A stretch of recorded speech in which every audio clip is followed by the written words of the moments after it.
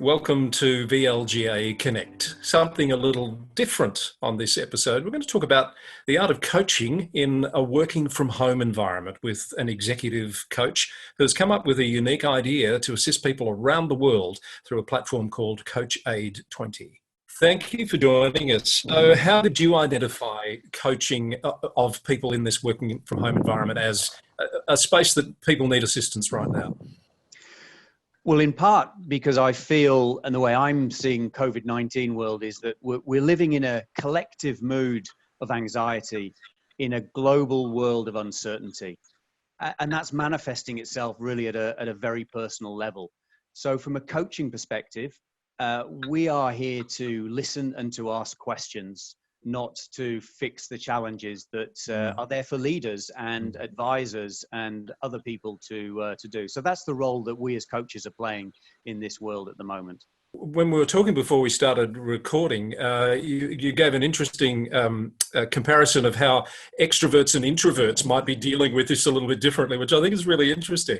Yeah, that's so true. And I hadn't come across this thought until a leader I was working with this morning shared that in that person's team, the introverts are perhaps having their day and the extroverts are really being quite challenged with, the mute buttons going on and the practicalities of please may I speak and the mute buttons and the huge respect that this form of technology actually has to have for effective conversations and meaning making to be made between individuals. So do you think it's the technology that's challenging people more, or is it that issue of we've got to communicate in a different way to what we've become accustomed to in the past? I think if you talk about anxiety to a degree, an antidote to anxiety arguably has been curious. So how can people allow themselves to curiously wander, if you like, through to using this technology? And I'm finding that more and more people are more comfortable with using this technology by allowing their personalities to come through. I really do believe that even through this medium, we can feel the energy between individuals. And I think that if leaders and professionals allow themselves to feel that energy to come through, then we can still have very, very effective conversations and communicate effectively through this medium. It occurs to me, and I'm thinking about this from the local government audience perspective, where you do have a whole range of people in leadership and management roles, and COVID-19 might be with us for a while, so they might find themselves in the position of doing performance management, for example, via video conferencing. How do you help someone? How do you help them coach them through something like that?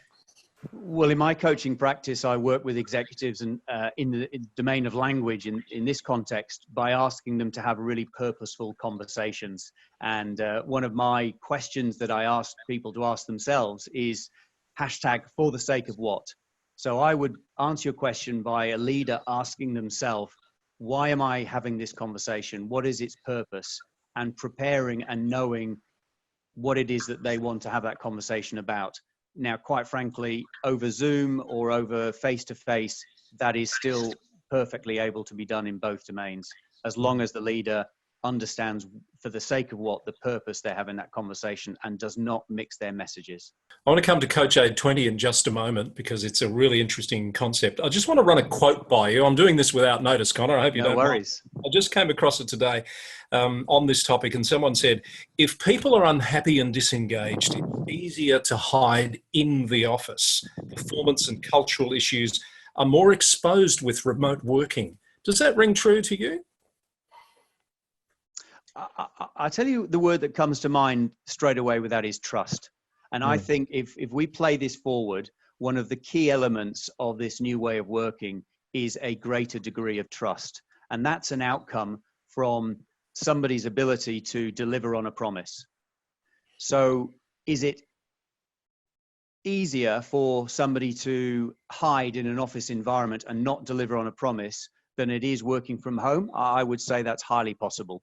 It's really interesting, isn't it? It certainly caused me to stop and think and reflect. Now, Coach Aid 20, this is a brilliant idea, Conor, and I know there's some other people have been involved with you in bringing this to fruition, but basically think it's 350 coaches around the world offering their time up until Easter free of charge to help people through this transition. How did this come about? Well, you've nailed exactly what it is, so I don't need to share that. Thank you, Chris. How it came about was an idea that I had a week and a half ago on a Friday. How can I help? What can I do in my domain as an executive coach to support? I then saw other executive coaches and other coaches offering their time for free, which is what I thought. So my exact words to myself were, let's take this global. And one Friday, I thought that. On the Saturday, I wrote to trusted advisors. On the Monday, I got replies back and wrote to another 90 people. I enlisted great support from Scott and Carl at the Art of More. And with their support, we, a week later, 48 hours later, had a platform up and running. And a week later, 350 coaches globally went live on this Monday just gone. And the other big thanks that I need to make, if I may, is to my daughter Charlotte, who's done an outstanding job on the back house administration, along with the guys from the Art of More. Excellent. Just shows you what you can do with the right tools in a short period of time. And so how has the idea been received by the people that it's targeted to? It's been received very well now. We're virtually at the end of the first week. The coaches are getting some good bookings. I've got to say that there are still plenty of opportunities for coaches to be booked. And we've already had some good reviews on the platform. I've certainly now myself had 3 sessions, and it's working. And I'll know at Easter exactly how it's all going to wrap up. And then who knows where Coach Aid goes in the future. Indeed. All right. So if people want to know more about Coach Aid 20, how do they find out? So on the website, www.coachaid20.com, and look for a coach. We're in different sectors, so Oceania, Africa, Asia. We bunch the coaches by their time zone. Have a look in there, choose a coach, see when they're available, and book a slot. Truly global indeed. Terrific idea. Best of luck with it. And I look forward to hearing afterwards how it all went in the wash-up. Conor, thanks for your time. My pleasure. Thanks for the opportunity, Chris. So that's it for another VLGA Connect. Hope you enjoyed that. Just a little bit different, that one. If you have a story for us or there's something you'd like to make us aware of that we can cover on future episodes of VLGA Connect, we'd love to hear from you.